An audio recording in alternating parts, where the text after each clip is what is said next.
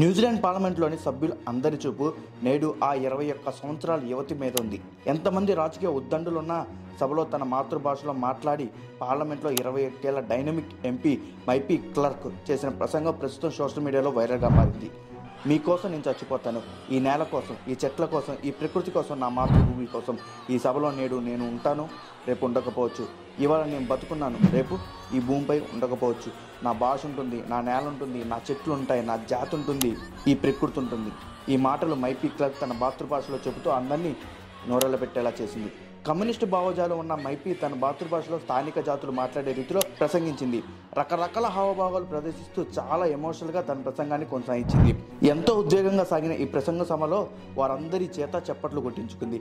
New Zealand ప్రభుత్వం కొత్త విధానాలను తీసుకొచ్చింది. జాతీయ ఆధారంగా కాకుండా ప్రజల అవసరాలను దృష్టిలో పెట్టుకొని దానికి తగ్గట్లుగా విధానాలను మార్చి 12 చట్టాలను సవరణ చేయాల్సి ఉంటుంది.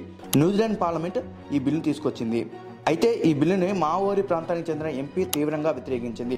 180 ఏళ్ల క్రితం మావోరి అనే ప్రాంతంలో ఓ జాతికి సంబంధించి అంటే నిధులు కేటాయింపు, విద్య, వైద్యం, కనీస అవసరాలు, ప్రభుత్వ విధానంలో ప్రత్యేక కోటా ఇలాంటివి ఉన్నాయి.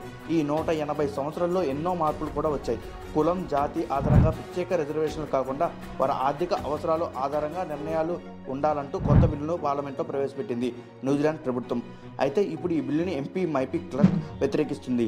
ఈ ప్రసంగం తీరు పలికించిన హావభావాలకు నెటిజన్లు ఫిదా అవుతున్నారు.